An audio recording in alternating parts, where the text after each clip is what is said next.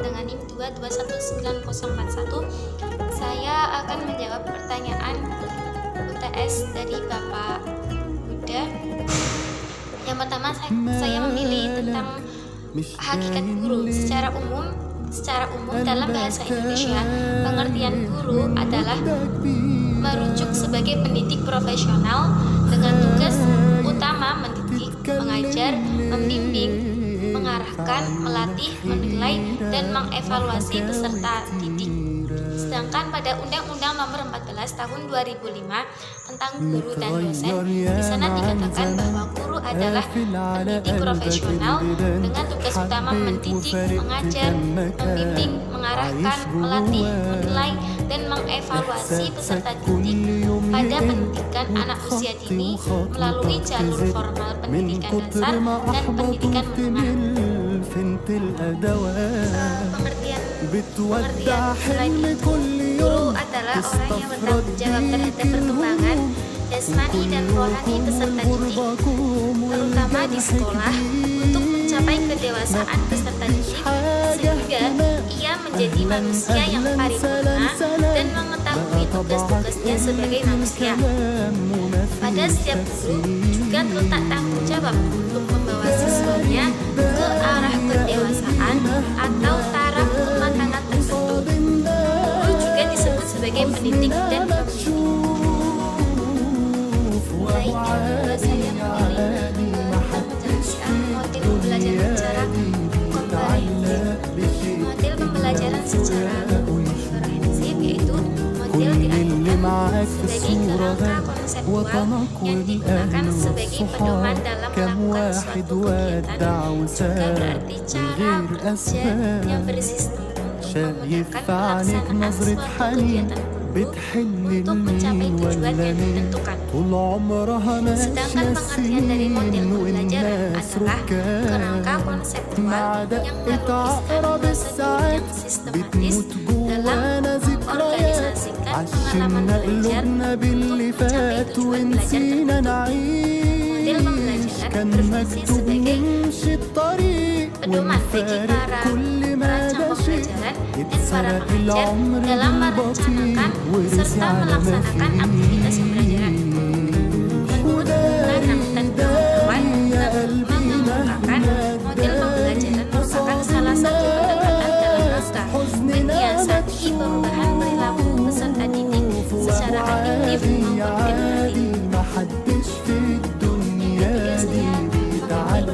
deduktif.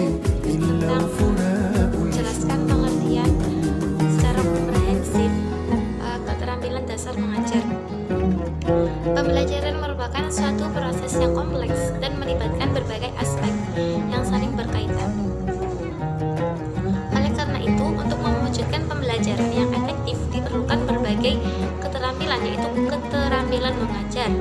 Dalam hal ini membelajarkan keterampilan mengajar atau membelajarkan merupakan kompetensi pedagogik yang cukup kompleks karena merupakan integrasi dari berbagai kompetensi secara utuh dan menyeluruh. Menurut Kamus Besar Bahasa Indonesia, keterampilan merupakan kecakapan untuk menyelesaikan tugas, sedangkan mengajar adalah memberikan pelajaran atau melatih. Mengajar merupakan segala upaya yang disengaja dalam rangka memberikan kemungkinan bagi siswa untuk terjadinya proses belajar mengajar sesuai dengan tujuan yang telah dirumuskan. Dapat disimpulkan bahwa keterampilan dasar mengajar atau teaching skill adalah kemampuan atau keterampilan yang khusus yang harus dimiliki oleh guru, dosen, instruktur agar dapat melaksanakan tugas mengajar secara efektif, efisien, dan profesional. Dengan demikian, keterampilan dasar mengajar berkenaan dengan beberapa kemampuan dan atau keterampilan yang bersifat mendasar dengan beberapa kemampuan atau keterampilan yang bersifat mendasar dan melekat harus memiliki dan diaktualisasikan oleh setiap guru, dosen, atau instruktur dalam melaksanakan tugasnya. Beberapa keterampilan dasar mengajar yang harus dikuasai oleh guru adalah sebagai berikut. 1. Keterampilan bertanya. 2. Keterampilan memberi penguatan. 3. Keterampilan mengadakan variasi. 4. Keterampilan menjelaskan. 5. Keterampilan membuka dan menutup pelajaran. 6. Keterampilan mengelola kelas. 7. Keterampilan memimpin diskusi kelompok kecil. 8. Keterampilan mengajar kelompok kecil dan perorangan. Keterampilan bertanya. Memberi pertanyaan kepada siswa merupakan kegiatan yang tidak dapat dipisahkan dalam kegiatan belajar mengajar. Karena metode apapun yang digunakan, tujuan pengajaran apapun yang ingin dicapai, dan bagaimanapun keadaan siswa yang dihadapi, maka bertanya kepada siswa merupakan hal yang tak dapat ditinggalkan sama sekali. Karena pertanyaan yang diajukan kepada siswa pada dasarnya bertujuan agar siswa lebih meningkatkan belajarnya dan berpikir terhadap pokok bahasan yang sedang dipelajari. Yang kedua adalah keterampilan memberi penguatan. Yang dimaksud dengan memberi penguatan di sini adalah suatu respon positif dari guru kepada anak yang telah melakukan suatu perbuatan yang baik. Pemberian penguatan ini dilakukan oleh guru dengan tujuan agar anak dapat lebih giat berpartisipasi dalam interaksi belajar mengajar dan siswa agar mengulangi lagi perbuatan yang baik itu. Yang ketiga, keterampilan mengadakan variasi. Pada dasarnya, semua orang yang tidak menghendaki kebosanan dalam hidupnya, sesuatu yang membosankan adalah sesuatu yang tidak menyenangkan. Demikian pula di dalam proses kegiatan belajar mengajar. Bila guru dalam proses belajar mengajar tidak menggunakan variasi, maka akan membosankan siswa. Perhatian siswa berkurang, mengantuk, akibatnya tujuan belajar menjadi tidak tercapai. Yang keempat, keterampilan menjelaskan. Kegiatan menjelaskan dalam proses belajar mengajar merupakan kegiatan yang mutlak dilakukan oleh guru. Bahkan dapat dikatakan inti dari proses belajar mengajar, karena apapun metode yang digunakan, materi apapun yang disampaikan, apapun jenis sekolah, dan bagaimanapun tingkat umur siswa, maka kegiatan menjelaskan selalu harus dilaksanakan oleh guru. Hanya saja cara penyampaiannya dan kualitasnya yang berbeda-beda sesuai dengan situasi saat itu. Yang kelima, keterampilan membuka dan menutup pelajaran.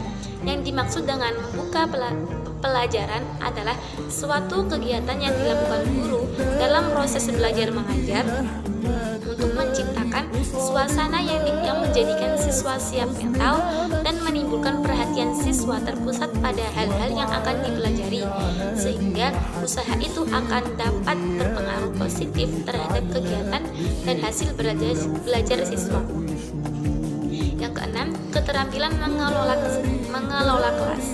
Pengelolaan kelas adalah keterampilan guru untuk menciptakan dan memelihara kondisi belajar yang optimal dan mengembalikannya apabila terjadi gangguan dalam proses belajar mengajar. Pengelolaan kelas yaitu kegiatan-kegiatan untuk menciptakan dan mempertahankan kondisi yang optimal bagi terjadinya proses belajar mengajar. Yang ketujuh, keterampilan memimpin diskusi kelompok kecil. Diskusi kelompok kecil adalah suatu proses yang teratur dengan melibatkan sekelompok siswa dalam interaksi tatap muka kooperatif yang bertujuan berbagi informasi atau pengalaman. Dan yang terakhir, keterampilan mengajar kelompok kecil dan perorangan. Mengajar kelompok kecil dan perorangan diartikan sebagai perbuatan guru dalam konteks belajar mengajar yang hanya melayani 3 sampai 8 siswa untuk kelompok kecil dan hanya seorang untuk perorangan. Pada dasarnya, bentuk pengajaran ini dapat dikerjakan dengan membagi kelas dan kelompok-kelompok yang lebih kecil. متغير ياما عن زمان، Sekian penjelasan قافل dari على saya قلبك tentang البيبان، tentang حبيت menjawab وفارقت UTS كم dari مكان Bapak عايش Uda. Kurang جواه. lebihnya mohon maaf. إحساسك Wassalamualaikum كل يوم يقل warahmatullahi wabarakatuh. وتخطي وخطوتك تزل، من كتر ما أحبطوك تمل، فين تلقى دوا